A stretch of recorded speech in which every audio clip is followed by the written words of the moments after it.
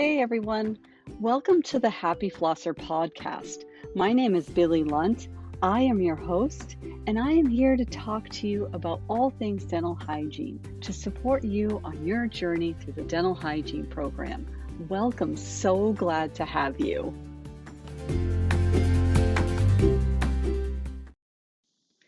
In this episode, we're going to talk about ways that you can be best prepared in the clinical setting to make for the very best experience for the patient as well as for you, the clinician. Think about a good day in your clinical setting, and I'm sure we've all had a couple celebrations. Think about all the things that went well in order for you to have a good day in clinic. Now I want you to think about maybe a bad day you had in clinic. When you reflect on that, think about what went wrong to cause you to have what was considered a bad clinic session. In this episode, we're going to talk about many of the things that you can do as a clinician to make sure that you have more good days than bad days in the clinical setting. Ways that you can strategize your appointments, and things for you to consider in order to be the best version of yourself, even when you're running behind. Hopefully, we can talk about some of the tips and tricks necessary for you to use and learn so that you can reduce fatigue and burnout that can sometimes happen in this profession.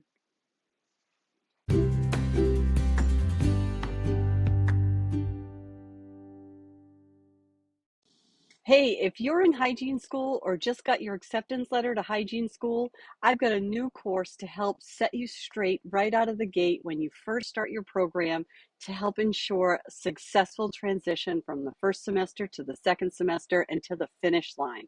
I will help you strategize all the key strategies that you need, understand what the challenges are, and overcome all the obstacles. Learning in dental hygiene school is different than any other program. You've got a lot of assessments that are evaluation style. You need to be able to plan and prepare for that and be successful so that you can become an RDH. And I'm here to do that for you. I have a new course, How to Be a Successful Dental Hygiene Student. You can click the link right in the show notes and I'll show you how to get it done. Congratulations on entering this profession. One of our biggest challenges when we are trying to provide comprehensive care in the clinical setting is time. You may feel as though there is never enough time to do everything that is required in an appointment sequence. And this is especially true when it's your first semester seeing patients, your last semester seeing patients, your first job, or even as you are a seasoned professional dental hygienist, time is always the challenge. It feels as though there's just never enough time to do everything that's required in an appointment sequence. And oftentimes, this feeling is like being on a treadmill. It's very intense at times, and sometimes you just are rushing around or feeling a little bit overwhelmed. We're going to have a discussion about some of the ways that you can take control of your appointment time. This will help you manage your stress, manage your time, and still have the opportunity to provide comprehensive care to every patient that you see. Consider the steps that have helped you have smooth and effective clinical sessions while you've been enrolled in school. One of the best things that you can do as a clinician is to be effective with no surprises, is to have good preparation skills. Reviewing your patient's record in advance of your appointment goes a long way at helping you prepare for the appointment. If your patient has a complete record, it's a great idea to review the previous medical records, find out what the blood pressure and vitals were, as well as any medications that the patient was taking at the time of their last appointment. This is the benefit of seeing a recare patient. Review the radiographs that have been taken and make the determination of whether or not the patient needs to have updated radiographs based on their risk factors. Preparation before the appointment allows you the opportunity and the time to gather or obtain additional information that's needed for your appointment.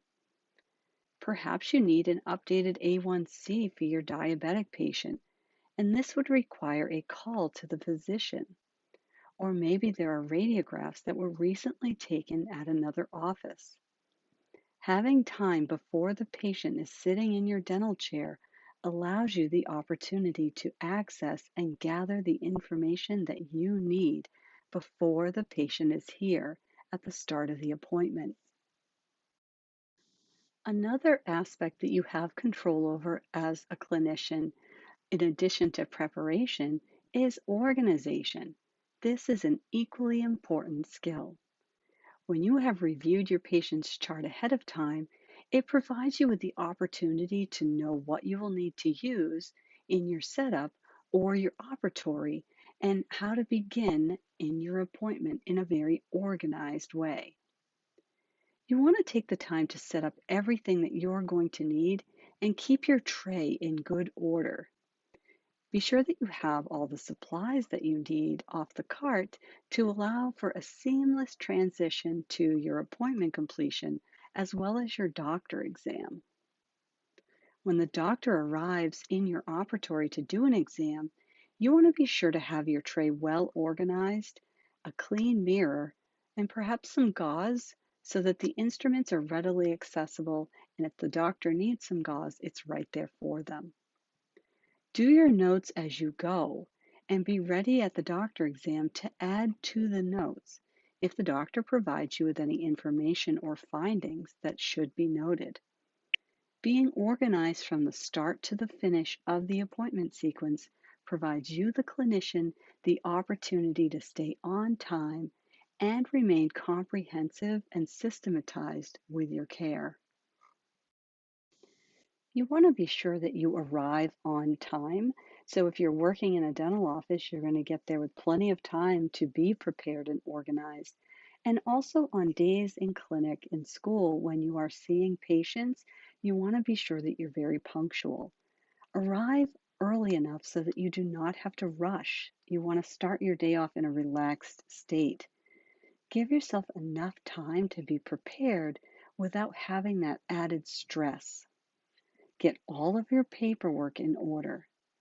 Have the correct patient's chart open at your unit, and you want to have all your radiographs available prior to doing anything with your patient. And you can just minimize your radiographs down on the taskbar so you have everything ready to go as far as your patient's chart. And when you're punctual and you're allowing yourself plenty of time to get ready, it allows things to just go smoother. It allows you to have plenty of time to think and review all of the setup that you've put. It makes sure that you give yourself enough time to actually prepare and be organized. I cannot stress punctuality enough. Anticipation is a really great strategy in order to help you with your time management and improve the flow of your appointment sequence. So, what does it look like to be able to develop your anticipation skills? You want to minimize unnecessary steps by maybe you're going to keep extra barriers handy for yourself. Have a handpiece and fluoride just in case you finish your appointment. Make sure you have a clinic exam kit for your second screening if you're seeing back-to-back screening patients. So you have the next setup all ready to go and you know where everything is. Anticipate the instructor's needs when they come over and have that document on top of your clipboard. You know what they're going to look at first and second and third. Have the x-rays and the perio chart readily accessible. You want to make sure your care plan is completed so it doesn't slow you down with the number of steps. You might even want to print your referral letter if you anticipate that you're going to finish your patient that day. And when you're waiting for an instructor or out in private practice, you're waiting for the doctor, you want to keep busy with doing things like home care, completing your treatment notes, asking the patient about their next appointment, and all kinds of other multitasking scenarios that you can do in that time when you're waiting.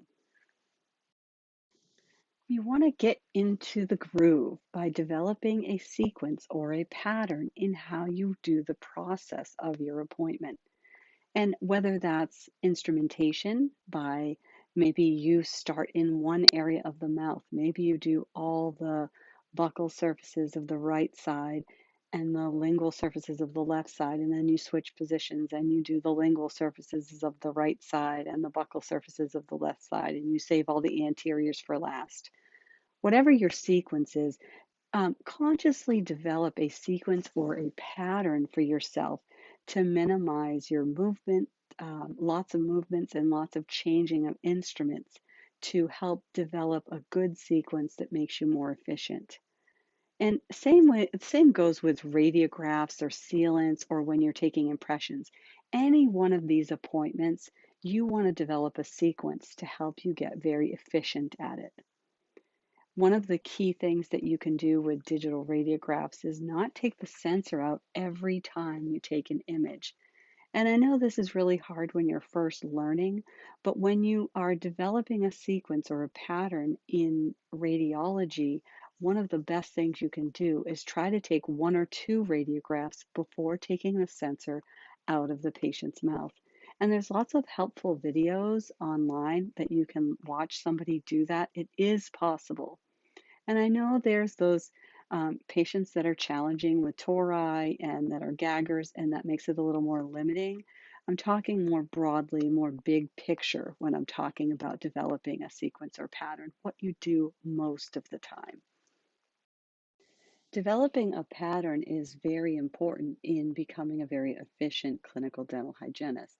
And this is why, as you work through the dental hygiene program, you are specifically structured to work in specific areas of the mouth as your skills develop. When you reach the end of your program, you will be leaving and going off out into the world, and you will be forced to develop your own patterns. Consider what works in an efficient way.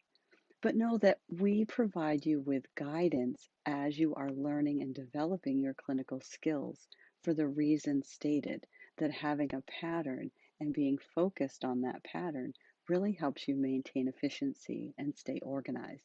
And this is why, as your skills develop, that changes as you work through the dental hygiene program. Be sure that you're using sharp instruments.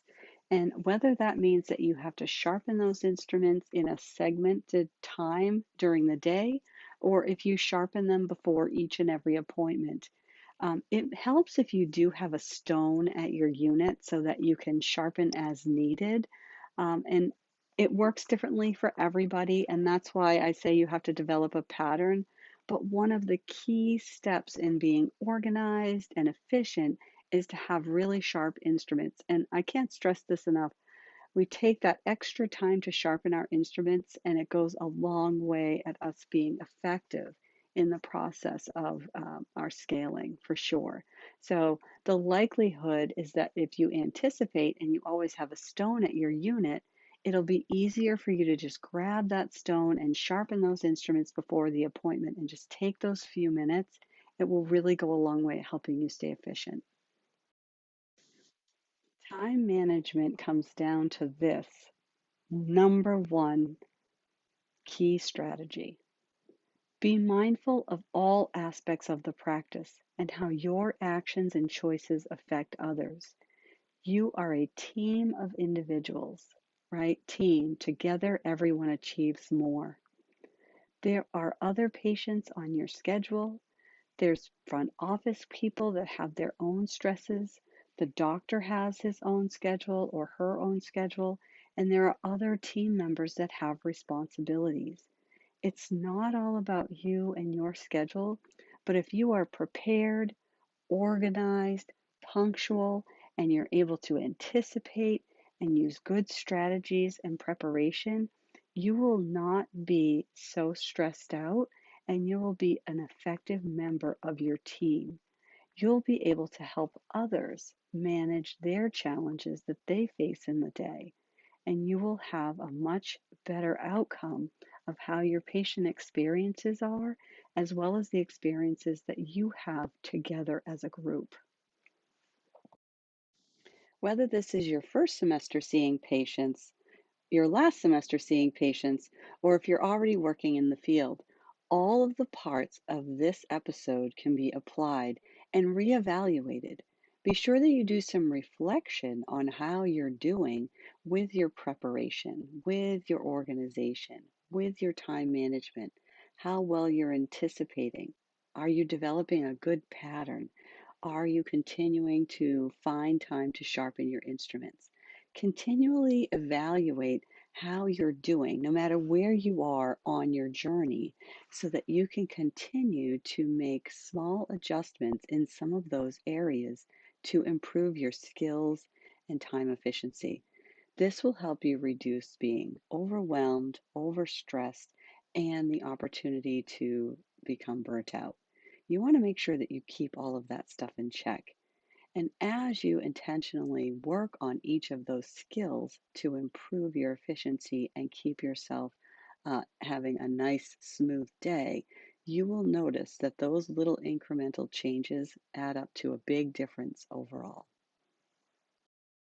Thanks so much for listening. Join me next time while we take a look at prenatal development specifically for the dental hygienist. Developmental disturbances occur during the prenatal development phase and can be seen in the clinical setting. We'll take a look at the 3 periods of development and the 5 physiological processes involved with growth and development of the human body. This will be a great review for some and a great opportunity for others. I hope you join me.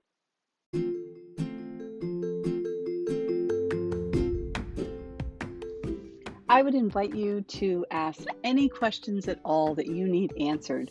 Sometimes questions come up when you're listening to this podcast. If you have a question, most likely someone else has the very same question.